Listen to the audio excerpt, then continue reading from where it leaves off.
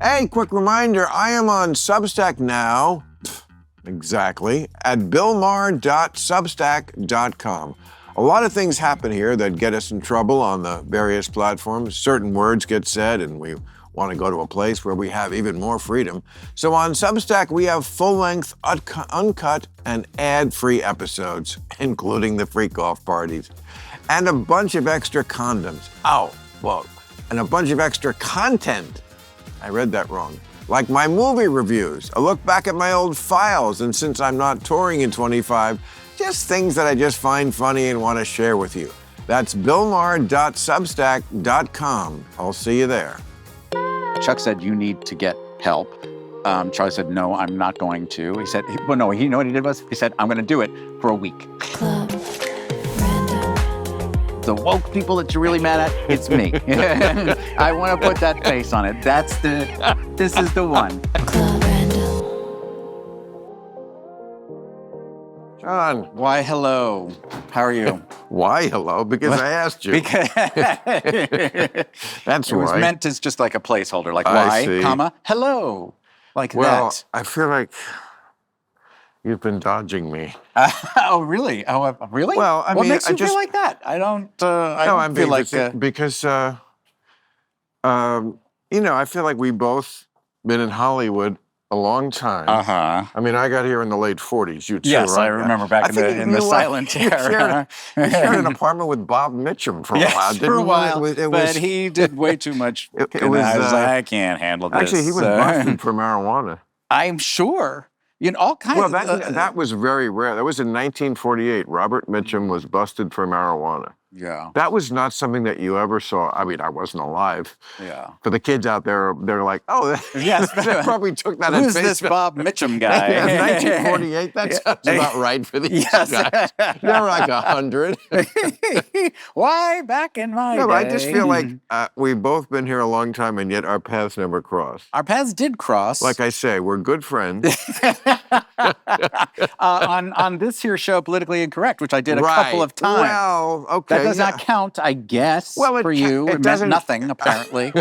Apparently, it was a meaningless Well, time. that was the 90s. We were actually Yes. alive in the 90s, kids, and working, Yes. apparently. Yes. But, first of all, the 90s is a long time ago, Mhm. and we did 2,000 shows.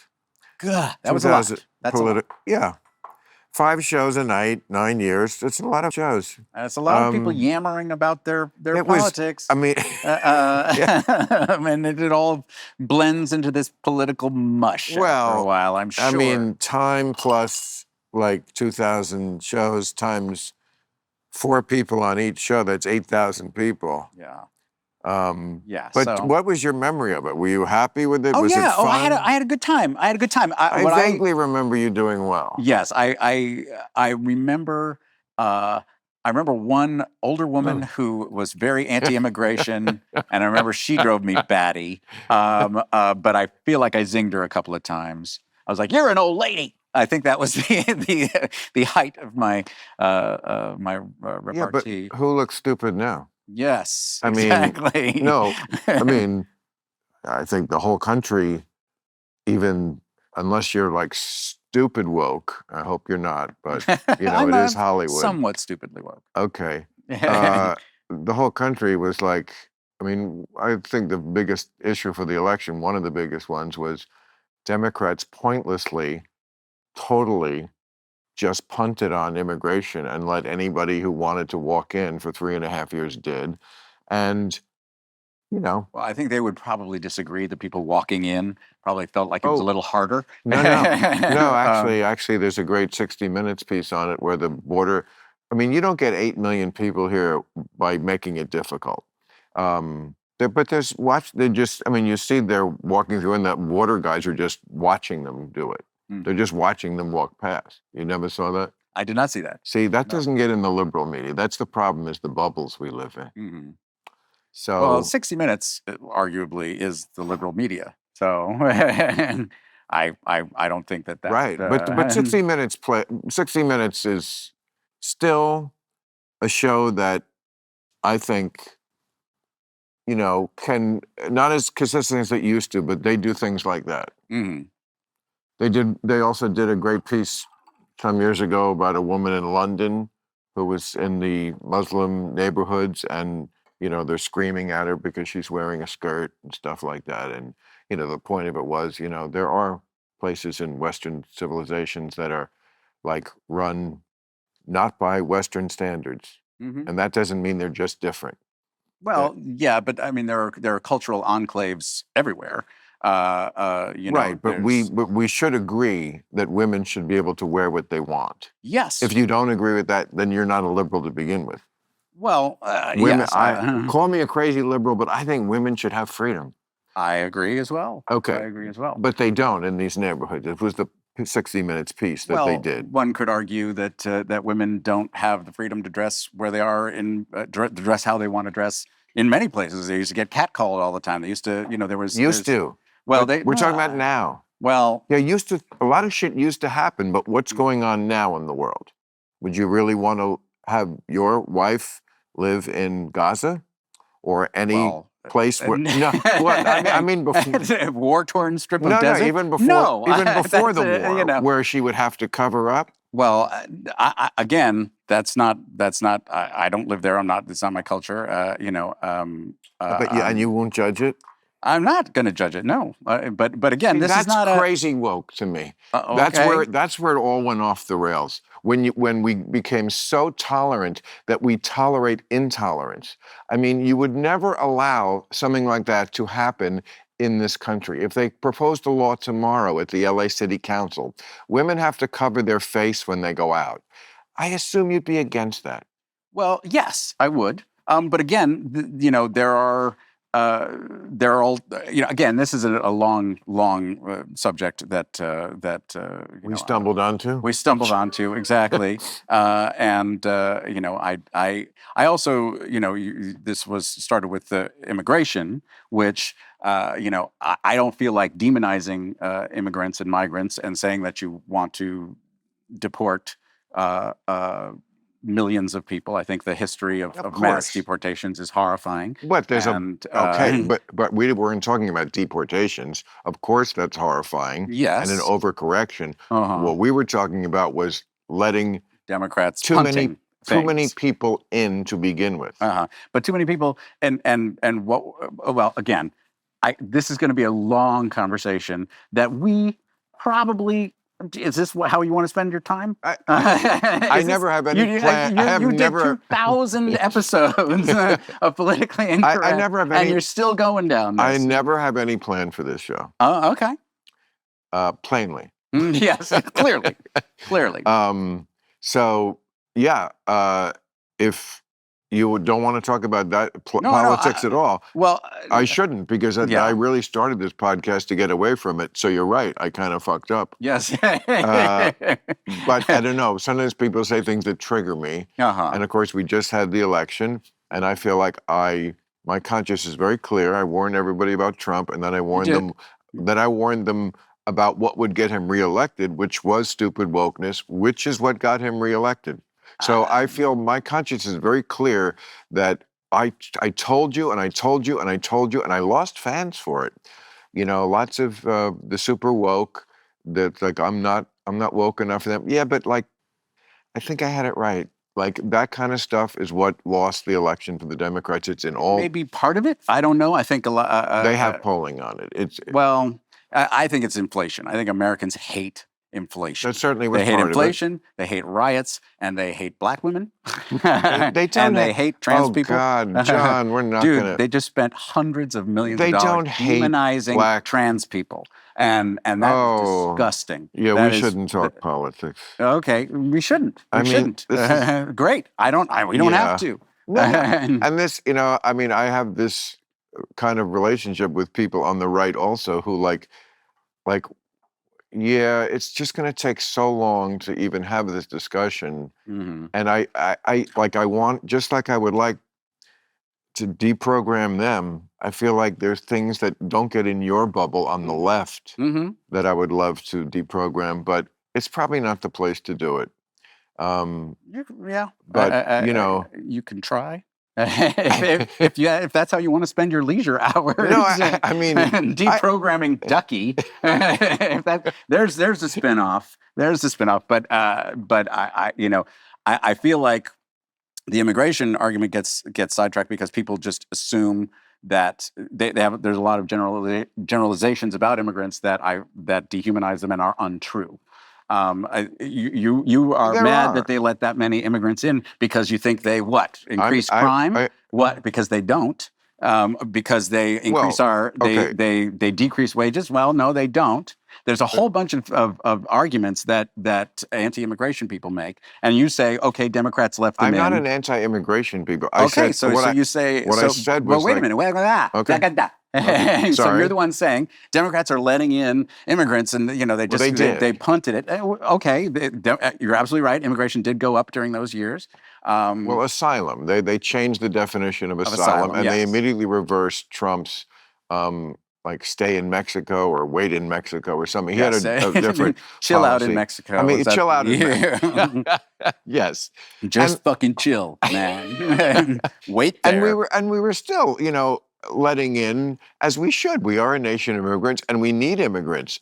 You go. But most Americans felt, including lots of Democrats and people of color, and he won the Latino vote by half. Come on, man. Like, at a certain point, everybody was around the idea that, okay, immigration, fine, but it has to be somewhat orderly, and not anyone. Yes, and again, and asylum had a certain specific meaning, which went up in the air. They overcorrected. You could be right. I don't know. Yeah. But I also feel like obviously, you can say Democrats took too long to address it, but then they did, and Trump, of course, killed it. So he doesn't care about that. And again, you've been outspoken. That's true too. And I I appreciate that, by the way, for you, that you were being outspoken. I appreciate that you lost fans.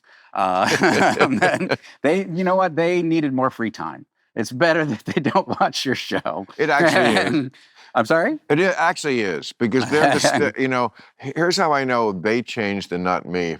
It used to be the conservatives, the Jerry Falwell types, who you would do a stick up their ass joke about. Mm. Now it's the woke. They're the ones with the stick up their ass. They're the ones who don't have a sense of humor. They're the ones who are too sensitive.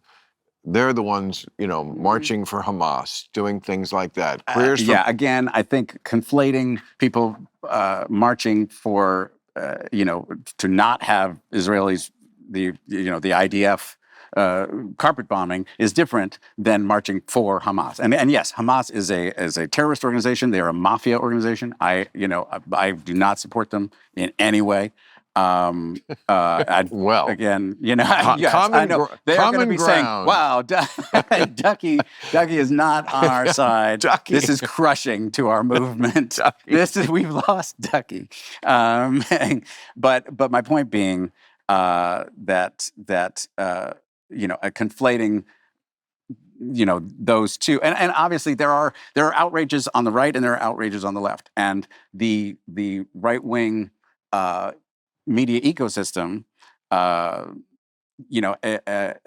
is just a constant outrage engine, and constant, and that is very pernicious to America, to having a nation.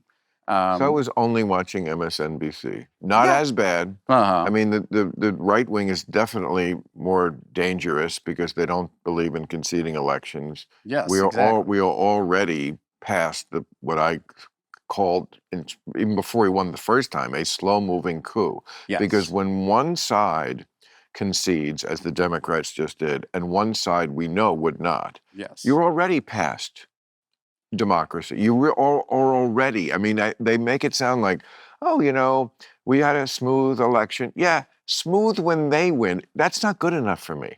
It has to be smooth when whoever wins. Yes, I agree. So I have this in perspective. Mm-hmm. I think so.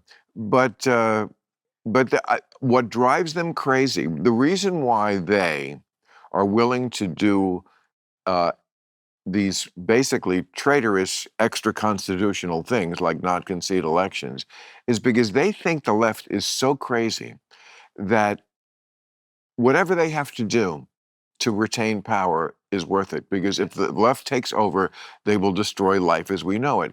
I don't think that's true, but when you see some of the things that the left has championed lately, you do wonder.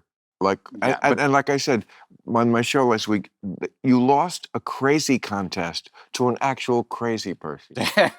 Okay, that's funny, but I disagree. That he's But no, he's a no, crazy you're right. person. I agree that he's and crazy. they lost the contest. And you're right, and they lost the contest. So yeah, it's funny, and you're right. But but I'm going to reel that back in just because. You know, it's interesting to watch you, mhm, having seen you so much on television, mhm. that you like. I'm not saying you didn't need the script, but I see that you just, you just are funny, like with the timing and the thing, even without a script. Oh well, thank you, and you too. Yeah, but that's all I have. I'm not an actor. Ah, got See, it. I never have a script, Uh-huh. except the one I write. Uh-huh. And it's not this kind of script. And actors are not. It's not in the job requirement to actually be funny. Mhm. You know, but you just have that thing. The way you play off something and then. Well, that's kind of you to say. Yeah. No, I'm sure you know, that's why you've had the career you've had. I've been lucky and had a lot of great experiences, and this is it's with the industry sort of figuring out what it is again. It makes me grateful for all the opportunities I've had. I think you were lucky being born the person you were, who had that timing Yes, and that quick mind. That was the lucky part. I I don't think yes. the career itself was lucky. I think, show business is full of bullshit, but I've always thought the cream rises to the top. Well, it's very kind There's of a you to say. lot of Thank you. bullshit in the middle, and anyone can be a success for 2 years or something. Mm. But careers that last, that doesn't happen unless there's something that, is connecting and they're hitting the ball. Mm.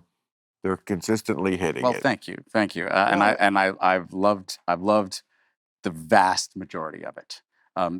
This is the downslide, right? Here on this show? This is the moment that it's all curdling. I was doing great up until this moment. No, I'm actually enjoying myself a great deal. Hey, we can cut all the political part out of it if you want. Oh no, whatever. No, I'm not whatever kidding. you're comfortable with. Okay. I'm happy to talk. Actually, one of the No, reasons that I wanted to that I'm happy to talk about it. Is it's a terrifying time in our history. Unfortunately, It is. the Supreme Court has removed the guardrails in a terrifying way. Now the Republicans Agreed. there's no meaningful resistance. There was in the first term, there was a certain normalcy bias that they had. But I gutted the left like a fish last week. Thanks. Some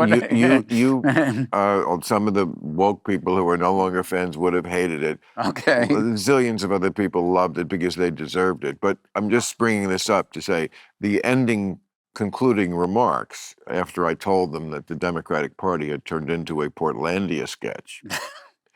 Again, I felt like they tacked to the right quite a bit in this. Again, they tacked to the right on immigration. You're a Hollywood in the bubble, blue sky, dude. I know this town. You're a man of the people, Bill. Is Much that it? more. Much. Oh, really? And you're part of the Hollywood community that is embraced. I am not. And that's okay. I disagree. We embrace you. No. I almost literally embraced you when you came in the room. I don't agree, Right. Bill Maher. I do not agree. We won't get off on that. Okay. But we will get off. Produced by Chuck Lorre. Well, what a year it was. Welcome to 2025. And if you think the world is ending, you might be right. So why not get married? If you want to throw caution to the wind, I highly recommend sourcing your engagement ring from BlueNile.com. Blue Nile is the original online jeweler since 1999. On BlueNile.com, you can create a big, brilliant piece at a price you won't find anywhere else. Blue Nile offers a diamond price guarantee, which means that in most cases, they can meet or beat a competitor's price on a comparable diamond, and you can feel great about your purchase. They're committed to ensuring that the highest ethical standards are observed when sourcing diamonds and jewelry. So you can feel great about that too. Everybody feels great, but this is what we're doing, and it's a good thing because it makes them like you. Blue Nile also offers a 100% satisfaction guarantee with guaranteed free shipping and returns, then guaranteed service and repairs for life. Repairs? What are you doing with it? But you have it anyway. And don't worry, every Blue Nile order is insured and arrives in packaging that won't give away what's inside. Just like those pills you'll have to take after you've been married for 20 years. Oh, that's not fair. I kid the married. Right now, go to BlueNile.com and use code RANDOM for $50 off your purchase of $500 or more. That's $50 off with code RANDOM at BlueNile.com. BlueNile.com. This is also a show, because what do you want on a show? Conflict. Yeah, I mean, absolutely. you did it, I'll take it. You did it like where you were, with Pussy Hound Guy. Sure, that's a you could call him that. And that may be why you and our paths never crossed, because I was more Charlie Sheen for many years. Oh, really? Never got married. You're married. Yes. No kids. I would be out at places you probably weren't out at. Probably not. Yeah. Although I think I caught you out of the corner of my eye at one of Diddy's freak offs. Well, but you were baked. I had to swing by. No, I never met the man. I wish him the best. Did he? You never met him? I've never met him. I consider myself lucky. Never met Jeffrey Epstein either. Wouldn't it be funny if he got out of prison and they said, "How was it in there?" He said, "The only thing that saved me was we watched reruns of 2.5 Men every night." Yeah, that would. Suge Knight told me, politically incorrect. Really? He said he watched it every night in prison. Huh. And I'm guessing it's a communal TV. Yeah, It's like, who gets to rule? It was who gets to pick that? Well, I guess Suge Knight probably had more cred. You're right. He probably has more cred. But you and I in a prison movie, I think. That's what the public is yearning for. And we're like, we're having a gun battle, and we're doing that thing in movies where they have snappy dialogue in between the shots. During a gun battle. Yes, poop, poop. Listen, man, it's a Butch and Sundance moment. Who are those guys? Yes, that's like what Bad Boys, like, I told you not to talk to my sister. Yeah. It's like really in the middle of the gunfight. I'm sure when you're afraid for your life, that's when the quips really kick in. I'm sure the Noel Coward in you comes out at that moment. Exactly. But no, I guess our Hollywood paths did not cross. But again, I enjoyed coming on your show, and I do, I understand why a lot of actors don't want to talk about politics. I get it. Because as an artist, you want people to just enjoy your art, and I still enjoy, there's plenty of people whose politics I strongly disagree with, but I still enjoy their art. I mean, there's John Voight movies that I will love till the day I die because he's an amazing actor, and he's not a monster. And he's not a monster. No, I know him actually. I mean, I've met him. And I'm all for he's always asking about my mom, in a nice way. Don't worry, I'm not casting aspersions. He was like, "How's your mother?" I was like, "Oh, well, John, she's fine." But anyway, I apologize. No, but just finishing what I was saying before about, yes, I gutted them, but only so I could get to the end where I said, I'm mad at the Democrats because the issues that are important to me, because that's always a big thing in elections. What issues are important to Bill Maher? To you, the voter. My issues are democracy and the environment. And now, because the Democrats did what I told them not to do and went to crazy town way too often, now you blew it. You blew it. You blew it. I did not. But go ahead. Lost everything. Wow. So I have no one to champion and defend my issues. But democracy in the I would say all environment. of the wokeness that outraged you so much was Republican framing, was right-wing media framing. Oh That I mean, God, again, please, John, yes, that's I am not the telling you case. this. I am No, yes, that it's is the not case. framing. That is the case, Bill I Maher. do this for a living. Okay. I have a whole staff to vet this. I'm very suspicious of everything from the left or the right. So if you're telling me that I've been hoodwinked Oh, I'm not by telling you just you've been hoodwinked. I haven't I think been. everybody deals with framing in different ways. You can either deal with the frame and say, "No, I'm afraid you're wrong," which I've seen you do. You say you can, Correct. or you can say, "Wait, I don't even believe in the framing. I disagree with the whole framing of the question." I believe in facts. I believe, for example, we're going to get into this now. Okay. But like America is the only country that does transgender policy the way we do now. We used to be closer to Sweden. I'm sorry, you got to be more specific. Kids Mm-hmm. can, what do you call gender affirmation? Okay, have the operation. Okay, you understand first of all that the biggest the most prevalent gender affirming surgery is breast removal, tissue removal for cisgender male boys.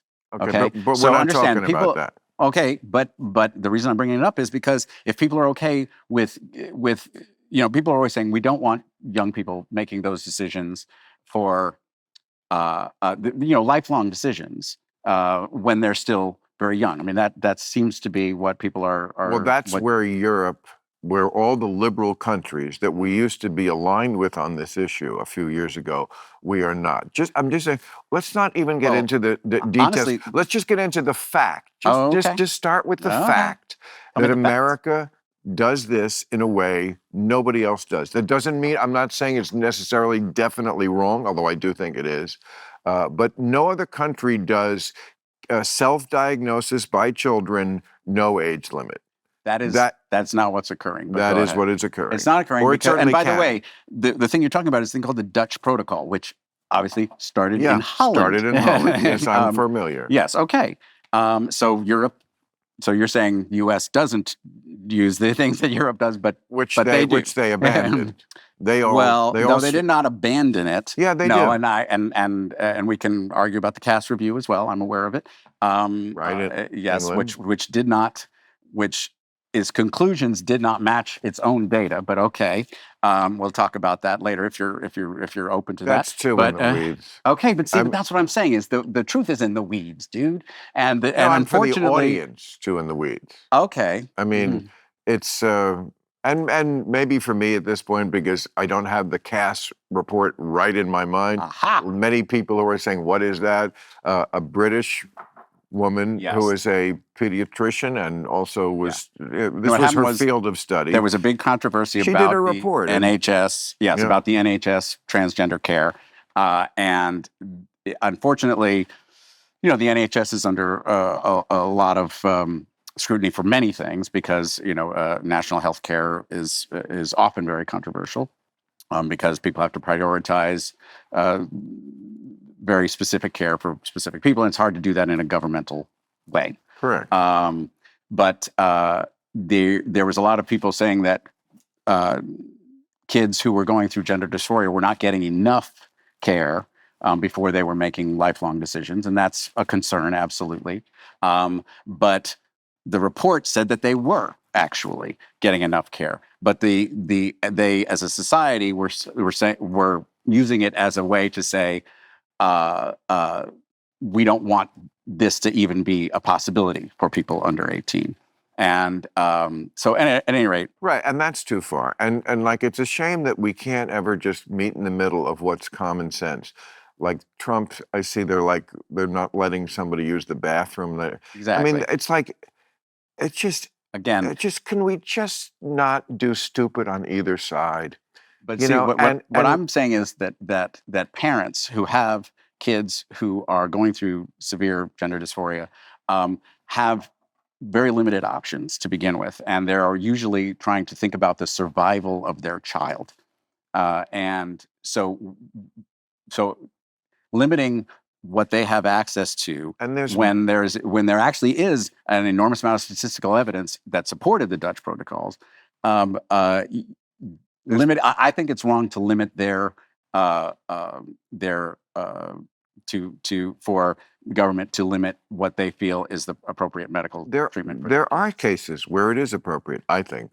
Okay. Okay, I think this is the standard liberal position.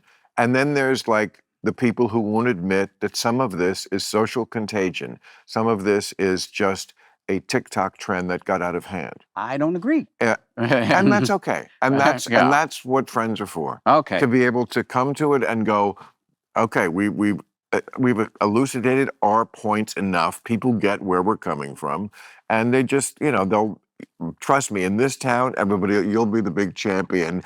You own Bill Maher because they just want to agree with you. And my take on this, just as like super friend to friend now, is just like the people in this town.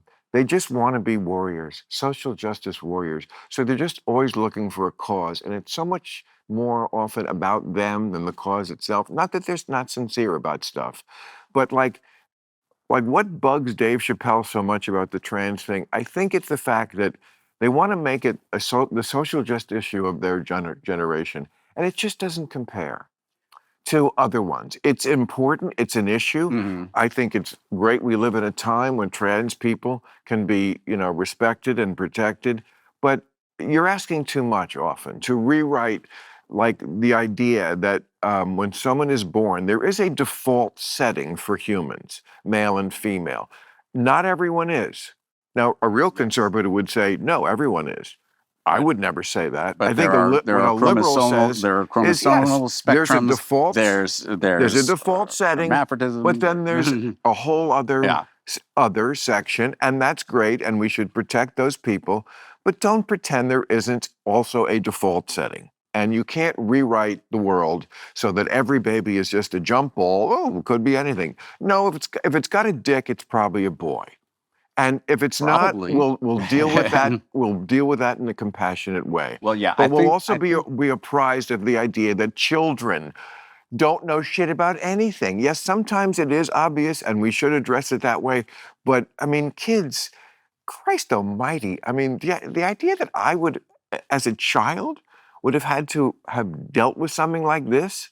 Well, again, the people that go through it don't say this is the life I want. No parent wants to be in the midst of those choices. It's terrifying. Some kids these days actually just do want to be trans. I it's don't cooler, agree. John. I don't it's agree. a thing. Nope.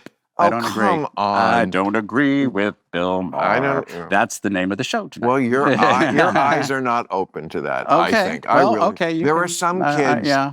especially, why is it like so much more prevalent like here than Indiana? Well, are they suppressing it there? Maybe a little. There's a societal suppression, but it's like left-handedism. Being left-handed was suppressed for for thousands of years amongst human beings. But once it was apparently in the 30s, scientists basically said there's no left-handedness doesn't actually do anything bad. Right. Left-handedness shot up. People just stopped training themselves to be right-handed. And this has happened societally before, and that's the closest analog that I can think of. Okay, but I think the numbers are faulty in that one. I mean, how many people are left-handed? 15%, something like that. It went from like 8% so you think to that 15%. 15% of us are born in the wrong body? I don't know, but I do believe that parents who are dealing with that situation in their child need to be able to make those decisions. I don't think it's as high as 50%. It is a certain percent, but statistician in Bill Maher shows but numbers matter. No, they do. Numbers matter. But what bothers me is that this becomes an issue to demonize people. I mean, but I'm not demonizing. I know. I'm not saying you are. But I'm saying the right wing framing is, and it often starts with danger to your children, danger to your women. The trans people are going in your bathroom. And of course, by the way, these bills that are ahead in Congress right now are to force trans women into men's bathroom, also force trans men into women's bathroom. And these, I don't think Nancy Mace really gets that she's inviting a bunch of trans men into her her bathroom. I don't think she gets that. It's horrible. It's horrible. And I agree with. But again, the demonization that they spent hundreds of millions of dollars demonizing trans people was fucking loathsome. Loathsome. That's politics, sweetheart. No, people, it's not. You give them an opening. Excuse me. You give them an opening like people deserve respect. Yeah, that's the opening. That's okay. Oh God. Deprogrammer, please come in soon. Okay. She would Can we get the deprogrammer? I want to deprogram you. Yeah, you're doing a bad. You do this for a living. Here's what she would not condemn. She had said when they asked her, "Are you for operations in prisons, taxpayer paid, in prisons for prisoners who want to transition?" Okay. She just said, "I'll follow the law." She wouldn't say, "No, you know what? I said that in 2019. That goes too far." Well, except maybe she would have been somewhat in the race if she said something like that. But again, this happens. As you said, the statistical amount of trans people is so small, and this happens on so few occasions, and this is statistically meaningless. You just said it was 15%. No, but I didn't say that. You said it. You're the. I said, I'm talking about left-handedness. Well, you said it could. But I said I don't know. Yeah, I don't know the statistics. It does. But just from my point. From just looking around the world, you don't think 15% is a little high for that? It might be. Again, I'd be guessing. But see, here's the thing. You're right about a lot of this. What the right does demonize. Yes, and that's horrifying. Oh God, it's politics. Of course, you have to assume that the other side is going to use your vulnerable points. But here's what the left demonizes. They would take my conversation with you right now, which is in no way illiberal, and say I'm some sort of bigot, because in the left's view, the far left anyway, any just questioning of this is a mic drop. Oh, you're a bigot. I mean, it happened on CNN recently. Like, I will not sit here and hear someone called a boy, and they're talking about someone who's trans, but it's like, we're so pure. We know everything. That's the given. So any discussion of this is bigotry to begin with. And that's not where we are with this issue. Well, I'll tell you, I can tell you why they feel like that, if it helps you. They feel like that because when their very capability of being a person is questioned, when just the idea that they exist is questioned. Agreed. They are dehumanized, and they say that it's bigotry. Now again, somebody calling you a bigot, you can take offense and get angry at that. I do. Okay. But again, you're fine. Somebody called you a bigot. People have called me all kinds of awful things. Really? What do they call you? Who could be mad at you? People are mad at me. You're mad at me. No, you're not. I'm not mad at you. I admire you for engaging. Oh, well, happy to. You didn't have to. No, I didn't. It's true. What the fuck am I doing here? It's kind of fun to let it out, isn't it? Yeah, I have, the trans people in my life feel at this point really frightened, Who are the trans people in your life, if I may ask? Well, no, frankly, that's my own business, and okay, it's not, that's fine. It is. They're in a place where they're personally terrified right now, because not only was this election was the outrage cycle of this particular election targeted them, but it was accepted, and people accept that it's like, okay, yeah, we dehumanized them. It was politics. Well, another reason why the Democrats shouldn't have blown it. Well, I again, so you can blame them all you want. I do. believe again that there is a worldwide reaction to the inflation bump after COVID. Everybody, as I said, Americans hate inflation. You keep telling They hate yourself that, and riots. you lose the next one too. I, And if they lose the I'm not next, running, but okay. no, well, I mean, the party that it's funny, we voted for the same person. Yes. We, are generally supportive of the same party. We Mhm. just have very different views on like how to deal with that. Yeah. Yeah, we do. But again, I felt like um, the Democrats, in the very limited amount of time they had to fight this election, did cant to the right a lot. The time has nothing to do with it. You could do it in 2 weeks. If anything, she had too much time. She Well, was doing good for the first 2 months, the joy shit. And then it just, it's so antiquated, this idea that people need more than she had 107 days. It would have been better if she had 7. Other countries don't take 100 days. I will 100% agree with you that it takes way too long and it's ridiculous. We get it. We get it Yeah. quickly. Yeah. It's not like we have to go and see them at the end of a train station where they were doing a whistle. It's remember that when it's not 1910. the back of the train. Yes. And that's or Lincoln, having to that get must have been like a big thing. going like, on a tour. Are you going to go see Garfield Saturday? He's going to be in the back of a train. Yes, he's going to be yelling from the back of a train. I think he said something that I agree with. I don't know what he said. You must have done a Western. I have never done. Oh, well, I did sort of a punk Western, but it was a modern day Western, so it doesn't really count. You could redo the Don Knotts movies. I have been approached by that. I've been approached to do the incredible Mr. Limpet. I swear to God. You are born to no, really. And I got nothing but respect for Don Knotts. Don Knotts was a master. He was a fucking master. Oh my I think God. he was great. I think he was great. I could not agree more. Yeah. He was, and the movies, which I think are not really. I don't know why I never see one on the channels. But as a kid, Mr. Limpet and there's some chicken in the West. He was a coward in the Old West. Yes, there you go. And okay. I think this is like I God bless him. He left behind a wonderful body of work. Yeah, didn't he win like the Emmy like 8 years in a row as Barney Fife? Something like that. It was like Andy. Yeah. Yeah. No, he's a genius. He's a genius. Absolutely. Absolutely. What were the other ones like that you look up to? Jack Lemmon, I thought was pretty amazing. Yeah.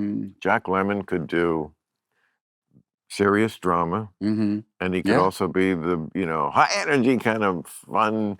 You ever see Save the Tiger? Yeah. Yes. Now that's a movie. Yeah. That's a 70s movie, and I mean that as a compliment. 70s was a golden era. Taking a Pelham still is one of the great. Yeah, they redid it with Denzel. It was good, but not as good. No. The sneeze at the end? Yes. No, what was great about Taking a Pelham is it's New York City in 1974 or whatever, and every single New Yorker is a wise ass.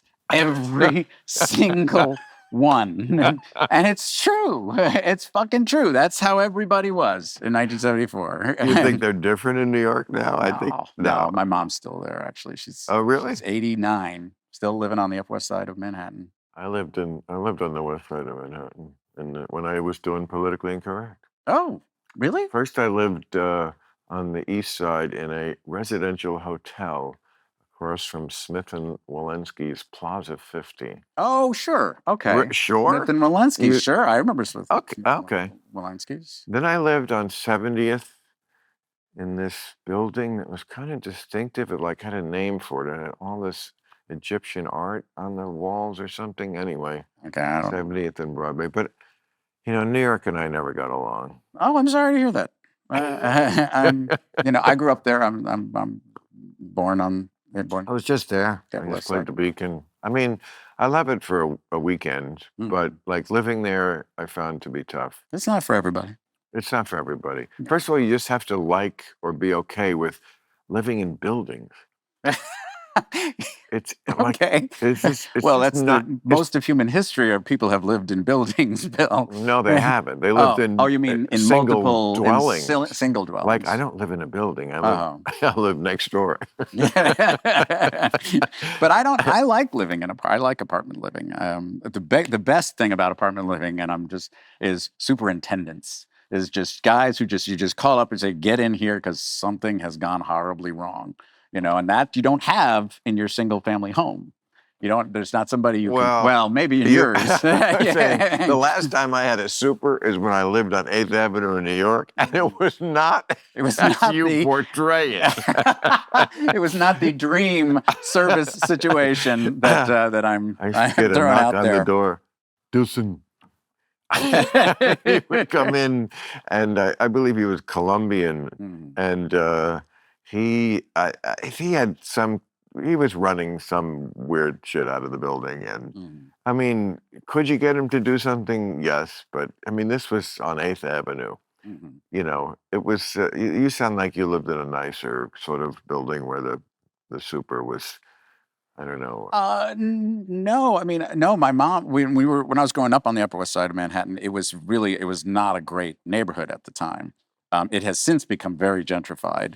Oh, But at the time, no, it was we had heroin addicts coming in and stealing our fixtures. They would steal the whatever lamps there were on the walls and stuff. We had bulletproof glass in the lobby and stuff. really? Yeah, I mean, it wasn't the Wild West. I mean, the closest thing to the Wild West was we had a neighbor, Mr. Green, who Mr. Green used to come by and he would bring oxtail soup for my mother. He was very nice, bald gentleman. And he was, "Oh, well, is your mother around? Well, I brought some oxtail soup."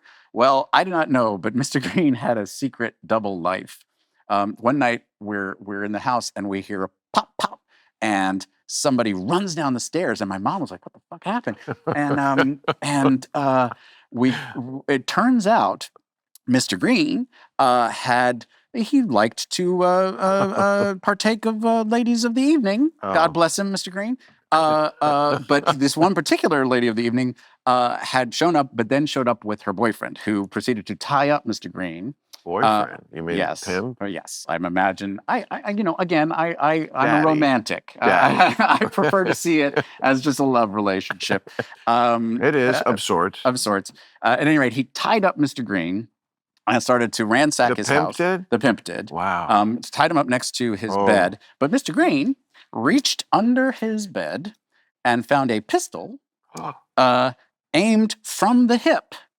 Swear to God, from the hip, because Mr. Green was tied up. Just like in a movie. It's just like in a movie, and shot the guy in the head, between the fucking eyes. And the next time when he came over with the oxtail soup, he insisted I come over to the house so he could show me where the bullets ricocheted. So that was my building growing up. But mostly it was nice. But if you called the police, would Kojak come over? Just because of the resemblance. No, I'm just saying. But the 70s. Kojak yes, was the great was the 70s. great Do you remember 70s. Kojak? Yes, Telly Savalas. Who loves you, baby? He was famous for having a lollipop. That was Telly Savalas's. Why don't they signature. show that one? They should redo that one. That was a great character. Kojak. Maybe it's time. No. Shave the beard. You're Come not. on. You're not Kojak. I don't have the. Kojak if Don Knotts. Kojak ain't woke. Let Maybe me tell not. you, bro. Maybe Kojak not. ain't woke. Yes. I'll do some research on Kojak is the guy who says to the judge, Mhm. "Yeah, you see the defendants, and I see their victims. I got to get the scum off the street." Yes, that was the 70s was the scum off the street. But it was also Serpico, and there was it was also it was an interesting, like, grungy, awful period. Whenever I see period movies about the 70s, I'm like, there's not enough litter. We need more litter. I don't buy it until the litter is fucking a foot deep. But oh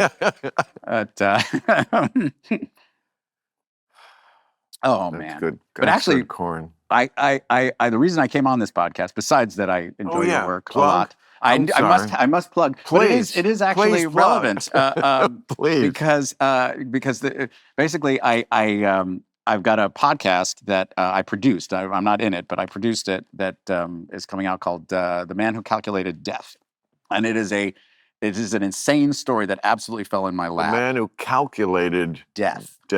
Yes. Interesting. Absolutely insane story.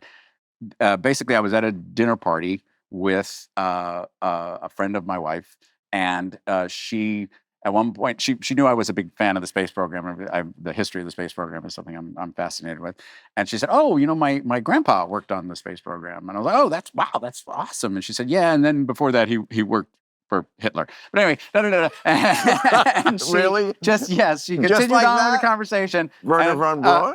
Actually, he worked with Werner von Braun because she had been on we this. had a lot of Nazis. Yes, she had been on this crazy journey because 2 years before we had this conversation, her mother had been diagnosed with cancer, and literally on her deathbed, her mother admitted to her. She said, "I've been writing a memoir for 5 years now, but I won't finish it because I'm dying. Will you finish it for me?" Wow. And so Suzanne had to. Her name is Suzanne Rico. She was an anchor woman here in Los Angeles. That's how my wife knew her. Suzanne had to go back through her family's history that she'd only kind of dimly been aware of, and discover that her grandfather actually was a guy named Robert Lesser, who was one of Hitler's most important scientists. He invented the V1, which was he and Werner von Braun were in a race to make secret super weapons for Hitler. So My mother was in London when those bombs fell on it. Exactly, and they terrorized London.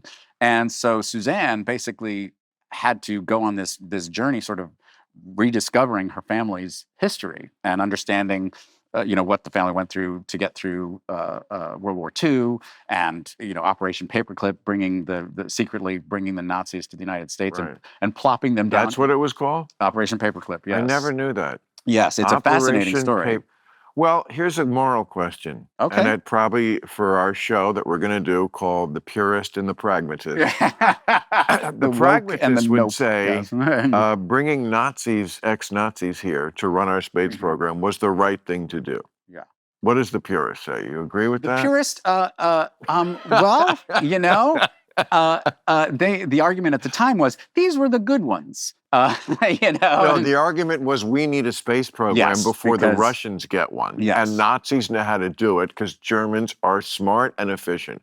I always say this about Germans. They're so efficient that when they turn their efficiency toward mass death, even then, it was bad for death. But it's true. It's not like their ambitions to wipe out people was any different than Genghis Khan or lots of other people. They had 20th century technology, and they just are so crazy efficient, Germans, and specific and detailed. So like when it was like, how do we kill all the Jews? It was like, be efficient about it, I guess. Did you see that movie, The Zone of Interest? Yes, I did see that movie. The Zone of No Interest. Yeah, it was a little slow. I will say. The movie was what a little I got slow. out of it. No, it was not bad. But what I got out of it was a kind of a movie version of the famous saying from Hannah Arendt, "The banality of evil." Yes, it was. And of course, if you're showing banality in a movie, it's a little slow. It could have used Chuck Lorre to punch it up a little. Oh God! You come in and you're just like this bumbling guard from that because you're if you don't know the story, this German family and they have this wonderful idyllic life in the Lebensraum. The living space that Hitler wanted, but it's right next to Auschwitz. Yes. Oh, darn. That's the only place that we could get a big enough place for the family. Well, actually, it's interesting because that's what a big chunk of the podcast is about is a family, what happens to a family as authoritarianism gradually takes over their country. Where? I'm sorry, in Germany. That's what the podcast That's what the podcast is about. In Germany. Yes, because it's about... Like what year? Because Robert Lesser, the guy who it's about, the man who calculated death, he was a famous German pilot. He actually built his own planes that he flew and became a celebrity, actually. And his his family. He became an engineer. He invented the BF-109, which is probably the most famous fighter plane. So the 40s is this? Yes. So yeah, this goes from the 20s. The to war the, ends in to the 45. Then Yes. we import the Nazis. Yes, he actually was in hiding for a couple of years after the war because he was sure he would be tried for war crimes. But then the CIA found him, and rather the precursor to the CIA, the OSS. Yes. And brought him to the United States illegally at the time. Undocumented immigrants, we need. But it was interesting because that's a lot. The podcast goes into what exactly was he complicit in, what wasn't he complicit in. Some of the V1s were built at concentration camps. Well, I would listen to that. That's interesting. And Suzanne Rico did an amazing job. Can I hear this? It's on Apple Podcasts as we speak, Spotify. Oh, it is right now. It's exclusive to Wondery Plus. So if you subscribe to Wondery Plus, so what is the title? One more time. The Man Who Calculated Death. It's clearly a catchy title. I'm the man who smoked pot. So I don't hate me for man who calculated. This is probably not the optimum time to approach you. This is totally the particular... optimum time. Oh, really? Okay. This is when I'm at my best. Okay. I never drink all week. I save it for this. It's the joy of my life to be able to get to know somebody. It's usually not this contentious, but I don't. That's okay. But if it's okay with you, it's okay with me. It is, yes. Because I do love honesty, and I love getting right to what do we really think and feel. And I also just love that we can continue and it's like, okay, he's him, I'm me. We're not the, da-dun, da-dun, da-dun. Yes. But we still have so much in common and can like each other and just go, there's always going to be things about other people. You're going to go, I don't know why I can't believe they think that way. But, well, it doesn't matter. And again, I do want to compliment you, especially in the context of talking about the rise of authoritarianism is you have been a very clear voice. Talking about the very specific issues that have arisen. Nobody was taking me seriously about Trump for the longest time. And it was like obvious to me, this is someone who could never say, I lost, I concede an election. He couldn't do, I do this in my act, but I'll just say it to you. Okay. I don't want to be, it's called an illegal spritz in comedy, but it is just the truth also, of course, because I don't really write jokes. I just, observe them. But like when a football coach loses a game, football coaches, that's all their life is. They have no other life. They all just live for it. I mean, Bill Belichick now has a 23-year-old girlfriend, but trust me, for all the 40 years he was coaching, he did not, because Tom Brady was his girlfriend. So when they lose a game, it is just the worst. But they force themselves to walk across that field and put out their hand. They seek out the winning coach. Nice game, Andy. Yeah. And that is what this man can never do with elections. And, he jokes about maybe after this one, and is it really a joke? See, this is my thing with my friends on the right. I keep saying to them, you guys say your big theory is he just says a lot of shit. Okay, we're going to put the says a lot of shit doctrine to the test because that's not good enough for me. People who say shit usually do it. Yeah. And, And I don't know that a lot of people that voted for him heard some of the shit that he was saying. Because he just yammers on with that word salad, That's his superpower. I know, it is. He's so all over the map about everything that nobody takes him literally about anything, which is the biggest advantage a politician could ever have. Yeah. You don't really believe what I'm saying anyway. You just trust me that I have the instincts of, let's not live in crazy town, and we won't get over there again. Okay. Let's not live in John Cryerville. Wink, wink. It's fun in John Cryerville. all I can tell you. Is it? You think you have a fun life? Yeah, you probably do. I'm sure you do. Yeah. Yeah. And you've been married twice? Yes. That's immediately what you go to. You're like, wait, you've been married twice, and you actually had fun. Let's wait a minute. Wait, I'm sorry. I'm gonna have to. I'm gonna have to go through this a little bit. No. Yes, I have been married twice. I have 2 kids. From the same marriage or the? No, I had a son in my first marriage and another with my second. How long was the first marriage for? 4 years. 4 years. That's not about the right time for a start. I've heard the term. Now, I don't want to cast aspersions, but I've heard people use the term starter marriage. You know, And I think it's not an aspersion on the person so much as that you're usually young when you do it, so you don't know enough about being a person. Yeah, and sometimes you don't get married for great reasons, you know, and that happens, you know, and that's nobody, you know, I don't want to say it's nobody's fault because you did it, you know, so it's your fault. But at the same time, you know, as you get older, things change, and you had, you know, you saw a situation a certain way, and you said, okay, this is the best thing to do, and sometimes it just wasn't. So, you know. Yeah, I mean, when I think back at what I would call the vulnerable years, when I mean, I did get engaged once when I was 29, Mm-hmm. and you know, I you know, always got my toe out of the trap, but boy, I tell you, it almost yeah, it almost happened a few years later, and I would have been so unhappy, and it would have fucked up everything. I mean, somehow I've done so many stupid things, but somehow that lodestar, like knowing that I am just not the kind of person who could be married, Mm-hmm. I at least kept to that, and that was correct. But That's fair. like so much else, I would just like, And yeah, I always say to myself, when I live my life over, I'm sure not going to do that because that was so stupid. And well, interestingly, I do think that there is definitely a societal stigma to not getting married and to not having children. That people, you know, people judge people. I'm certainly judging you right now. No, I'm not. But I don't think it's fair. I think people. That was great. Okay. That was hysterical.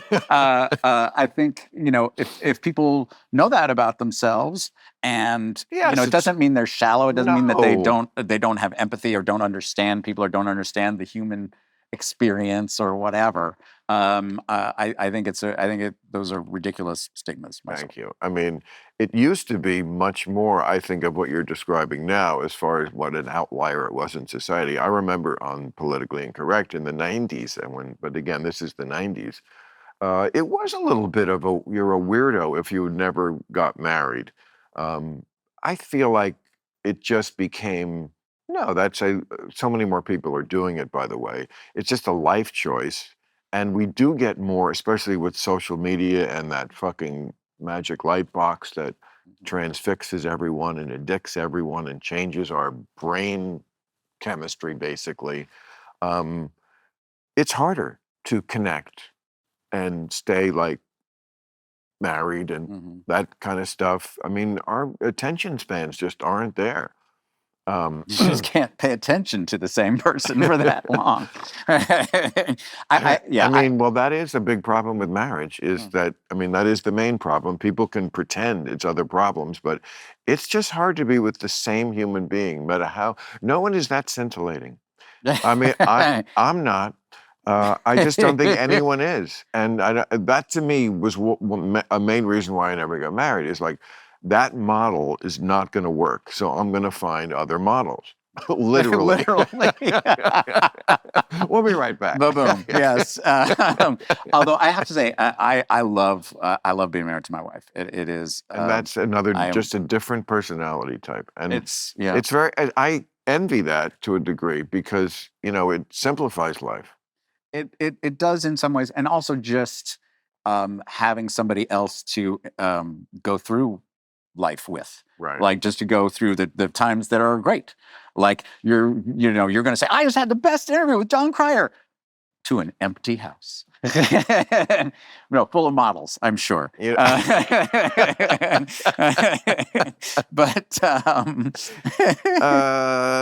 it's not exactly empty right this minute, okay. But sometimes. But I live alone and like living alone, and I don't know if that is something that you could ever change about yourself. You just have to recognize it about yourself. I did have that instinct early on. It was the correct instinct. It just has everything to do, as everything does, with when your personality is formed in those first few, some would say months, but years of life. You're pretty much, at least this is what the experts tell us, set. And I certainly have known parents who have said to me, right away what this kid is like at like 1 or 2. Like, oh, that's a wild one. And I don't have that experience, but I think that's probably right. So it's just kind of what your personality is. I think politics is something that much more comes out of personality. You're a Republican. Yeah, you're a Republican because you're a square. That's your personality, not you. I'm not saying, but certainly in the old days, when I was a kid, the Republicans were more the country club types. Yeah. Well, now they're the fire breathing. It's kind of switched up. Destroy the establishment. Right. Let's The Democrats got to be the elitists.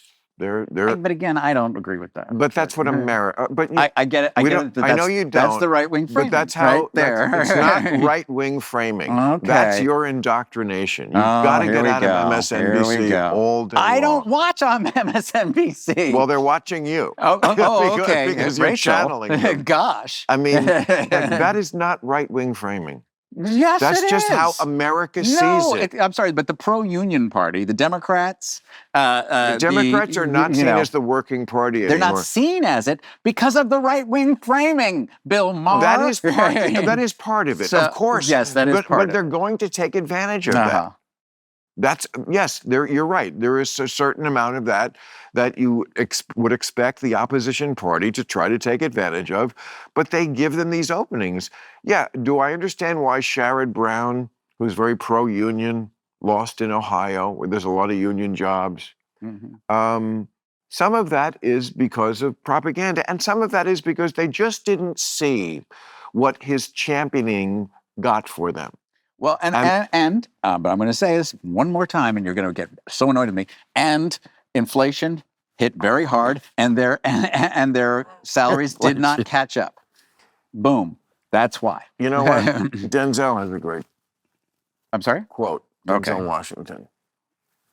If you're looking for an excuse, you'll find one. Yes. Well, so inflation wasn't good, but if you want to look at for excuses, you'll find it. If you want to look in the mirror and ever win an election again, follow me if you want to live. Well, again, I'm not saying there should not be introspection. I think the Democrats and the left are too much are the kings of introspection. But no, I'm saying obviously we're in a different fight now because. And by the way, I'm not a Democrat. I'm a registered independent. Me too. Okay. But I believe the fight now is to retain something of a democracy, of a civil democracy. I am an independent, but I've never voted for the Republicans. Oh, I have. So that's how we're different. I really. Who did you vote for? I'm not going to say. Okay. That's no, you know what? I am going to say because it deserves some introspection on my part. It was Rudy Giuliani in New York City. You don't have to be ashamed of it.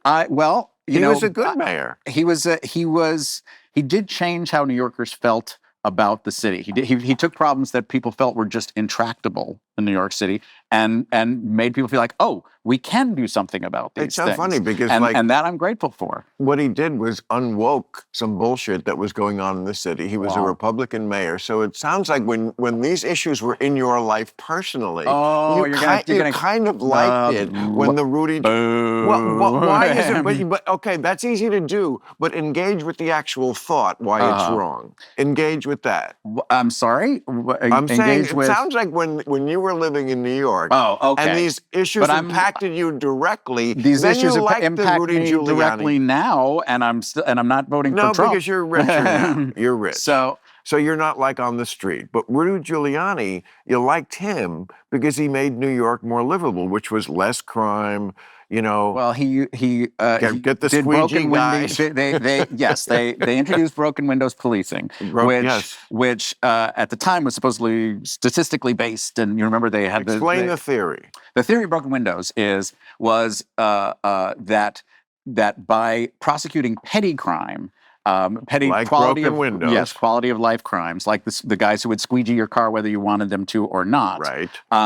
That by that it increased an atmosphere of civility and lawfulness. Right.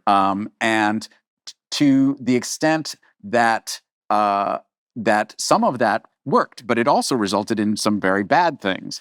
The stop and frisk policy that was incredibly racist and New York City has dealt with incredible racism over since its founding. And so I could say, yeah, it was nice not to have the squeegee guys, but again, the man has imploded as a human being, Rudy Giuliani. What do you make of people there's so many people you think of like Harvey Weinstein, Diddy, like people who are like at the summit and then they're just in places now. I mean, Rudy's not exactly in jail, but he's certainly in show business jail. And I mean, Epstein, I mean, to go from like how they lived to... Yeah, Giuliani was revered for decades. He was America's mayor. He ran for president on that. Yes. And yeah, again, I don't know why the people in Trump's orbit gather there and are dismantled and destroy their lives and throw their lives away to be loyal to this man. I don't understand it. My understanding with Rudy in his case was that he actually has a serious drinking problem. Again, I don't know. I don't call it defamation because I don't know for sure, but that's the story. That is brooded about. Yes. So it could be that. I don't know. I don't know. Again, I don't get the appeal of Trump as a politician in any respect. But obviously, I'm outvoted, literally. So I'm certainly not the kind of politician it's worth throwing your life away on. But plenty of people are lining up to do it. No one has been harder on Donald Trump or, tweeted at me a million times, never complimentary. But I understand. I certainly understand why he won, and we don't have to go back over that. Yes. Some of it was what the Republicans do, but they ran a smarter campaign, as they often do, and some of it's what the Democrats do. But there are moments where I look at him and he'll do something where I go, first of all, I understand why it works, but then sometimes I actually like it. Like when he was talking the night he won, he was talking about the Elon's rocket that came back and they caught it. He's like, can Russia do it? Can China do it? No. America did it, and it took it. And I was like, yeah, you know what? That's not bad to me that someone likes America and is proud that we can do something amazing like that nobody else can do. Now, does this make up for the other myriad? Of course not. I'm just saying that there, I thought it was good that he moved the capital of Israel to Jerusalem. And if he does something in the new term, the embassy. But what? But now, what do you like about that? Just out of curiosity. Jerusalem? Yeah. Well, it's been the Jewish capital for like 2,500 years. Yeah. No, I'm legitimately curious. Oh, okay. I'm not. This isn't a gotcha. I mean, there's no reason why every other country in the world gets to have their capital where they want it, and every American administration promised they would do it, and then just pocket vetoed it and forgot about it for 4 years. It was the right thing to do. Again, in a sea of things I didn't agree with, but I'm not going to judge anything until it happens. This country needed a slap in the face and a colonic. He would not be the guy I would have chosen to deliver the colonic, but I get the need for the colonic. It's not like we're not bloated and sclerotic and wrapped up in a lot of dumb things that we do. And we'll see. I mean, they're disruptors. They certainly got that. That's what the Democrats asked for when they invited this disaster. Is now we'll find out what it's like to have Bozo the Clown be the Secretary of Education. I mean, Well, I mean, it's so beyond parody. Yes, the circus is literally in town with the Trump cabinet. But it is interesting because to me, it makes it all the more clear that the Republican project for the last 50 years is to delegitimize and dismantle the United States federal government. And they've said that. I mean, you've got Grover Norquist. Not dismantle, but Grover Norquist once said, "Strangle it in the bathtub." Exactly. That's too far, but is it super bloated? Yes. Even Al Gore back in the day was put in charge of doing what Elon exactly says he's going to do now. So they got it back in the 90s that this thing is out of control. Government is completely out of control. But I believe it's true. I believe it's a Trojan horse just to dismantle the things that they don't like. Yes. That's what I'm saying. My issues are the environment and democracy. Yes. And the environment is my issue is going to suffer horribly because these clowns are in there. You're right. What on earth are you putting in there? What is this? That's something. This is something Bill Cosby gave me. I didn't ask. Wait, what could go wrong? It's Cosby's finest. Look. Oh my God! Let's not judge him just because it's 79 accusations. Yes, 79 rapes or whatever. Okay. Well, God bless you. You don't have to tell me. So, what's your relationship with Charlie now? I'm not saying he's don't connect those two. No, it's like, wow, okay, that's a segue. Just because it made me think of him, I don't think he's a rapist. But he's done other bad things. I don't know. We don't have a relationship anymore. That's a shame. I wish him the best. We have some mutual friends still, and I've heard he's been sober for a while, which is great to hear. I know that he has reconnected with Chuck Lorre, who was the producer of my show, and that their friction was what broke up, what caused that huge conflagration on the show. Why were they fighting? They were fighting. Well, it was really sad. Actually, it was incredibly tragic because Charlie was relapsing at the time. Chuck, has been very upfront. And there was a period where he was sober? Yes, he was sober for the first few seasons of the show. For the whole time? The whole time, as far as I know. I mean, obviously, I'm not the police. I had dinner with him in 2010, and he was completely sober. Yeah, and he was proud of his sobriety. And charming. And incredibly charming and smart and great at what he does. Right. Absolutely a wonderful comedian, gifted with his timing. I mean, I loved working with him. We had a great time. Yeah. But he started, after his marriage went south with Denise, he started having, clearly he was using again. And he started, on the show, he was still very professional. He was good to work with. But what happened was he started having these things happen. He got arrested at the Plaza Hotel for trashing the room. He got arrested in Colorado for fighting with his wife in a closet. Yes, that was the Plaza. And beating hookers with other hookers. I don't know what happened. No, but he is Houdini. The fact that he could get a Super Bowl ad, after all the things that he's in the press for doing, some of them on tape. Well, because it's oddly, he has a brand. He has the brand that is Bad him. Boy. Exactly. And that's one of the reasons that Trump gets away with what he gets away with. Correct. He has the brand, and it's on brand. I mean, part of the reason that Biden suffered so much after the Afghanistan withdrawal was it was off brand. It was a mess. And up to that point, remember, he was polling incredibly well. Right. But then it was this, oh no, they don't actually have a handle on this. At any rate, with Charlie, what happened with the show was he fell off the wagon. It was obvious. They were doing all kinds of things to sort of work around it. He was missing days on the set. He would still show up on Friday night, and he knew his lines, and he was ready to go, and he could do the show.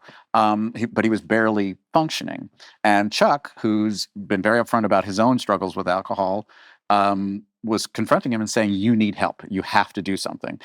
And Charlie, just said, "No, I don't." And that became the big Was thing. that the period where there was a tremendous publicity blitz where he was like Tiger Blood and he was just on something Yes. Well, what caused that was that that Chuck said, "You need to get help." Charlie said, "No, I'm not going to." He said, "Well, no." You know what he did was he said, "I'm going to do it for a week," and then he said, "Then I want to go back to the show." It didn't make any sense at the time, but I think it makes sense to me now. He was already having monetary issues at the time, which is astonishing because he was the highest. He remains the highest paid actor in television. So he needed the show to go forward. So he was furious, and Chuck shut down the show. And so that was what became the flashpoint. And eventually he got fired because of all the Tiger Blood nonsense, and he was doing anti-Semitic shit, and it was just like, what the fuck is happening here? I remember doing a thing about that, and my main thesis, as I recall, was, okay, you can say you're the greatest rock star of all time, and you're this great vampire with tiger blood, but you're on a sitcom on the old people's network. On CBS, exactly. And it's not like the rock star. It's good, exactly. I have the highest respect for people like who are do something that like has just huge mass appeal, like which I will never do. And I'm okay with that. Everyone has their great niche. I love where I am. But I will never have that. I mean, it wouldn't be right for me anyway.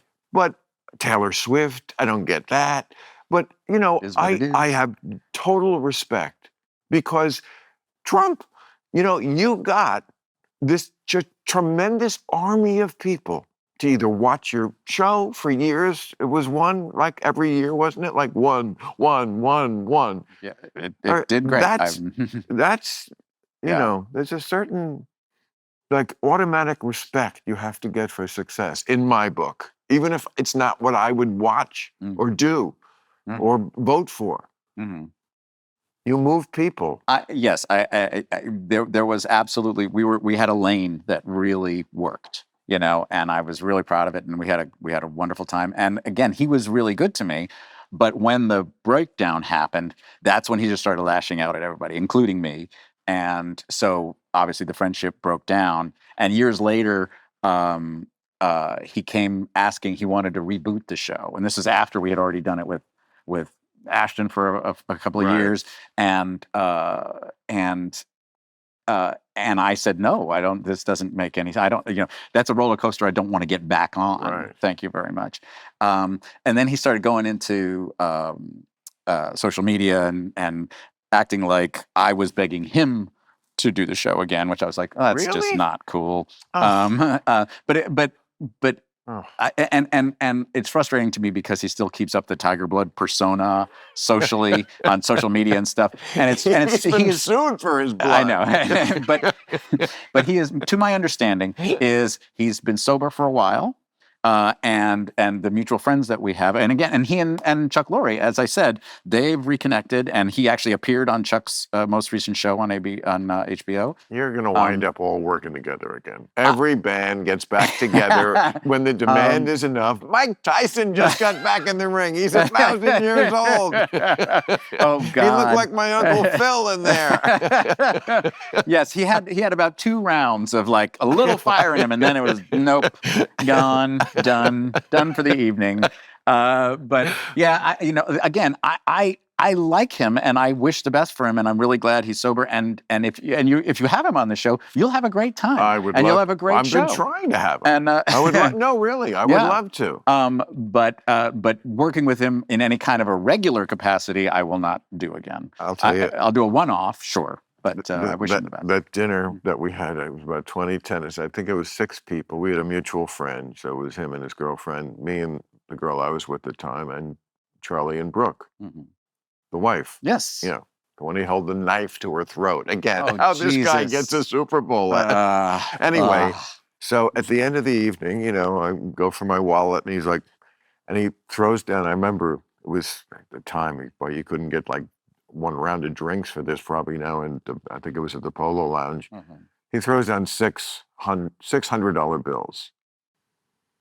I guess the bill was 500 or 400, whatever it was, and ever since then, like this girl and I, whenever we would be someplace and we want to get out quickly, we would say, "I'm just gonna sheen it."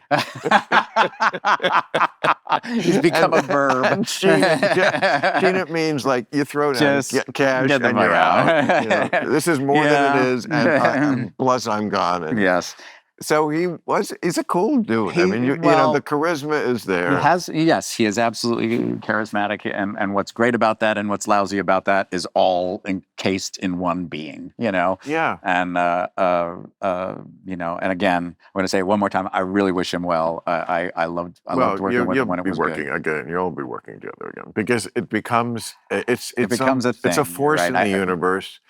And also, you know, there was an undeniable, like, uber chemistry that probably cannot be extinguished. I mean, people can drift, but I don't know if that isn't so innate that it wouldn't always be there. And then they'll offer you the right money, and like, everybody loves money. I mean, you're not so woke you don't love money. No. But now, in the future, whenever you think of the woke people that you're really mad at, it's me. I want to put that face on it. This is the one right here. Just say John Cryer. Actually, whenever you say that, it was John Cryer who brought us to this awful pass. No. He's the one who did it. It's every Hollywood actor who sits there. Yeah. For two guys who don't agree on much, you made me laugh. Oh, good. Like continually. Okay. I'm sure as much as you probably hate me now. I don't hate you. I know. There's no hatred. Good. Me neither. Much as we disagree, I think you would at least give me this, that my laugh is genuine. Yes, you're laughing. Yes. I do not laugh like a talk show host. Well, you know, thank you. That's kind of you to say, and I've enjoyed my time a lot, and I enjoyed doing politically correct back in the day. Who can make each other laugh, probably, you know, find a way to agree on more than they disagree. But you know, we'll just say it's the beginning chapter. Yes. Of our love relationship. Wait a minute. That went in a weird direction. My Great pleasure. to be on the back of this train with you. Thank you, America. Vice President Garfield pledged to America. Garfield got assassinated, by the way. He got shot. And then in a train Chester station. A. Arthur is the one who took over, right? Yes, I believe. All right.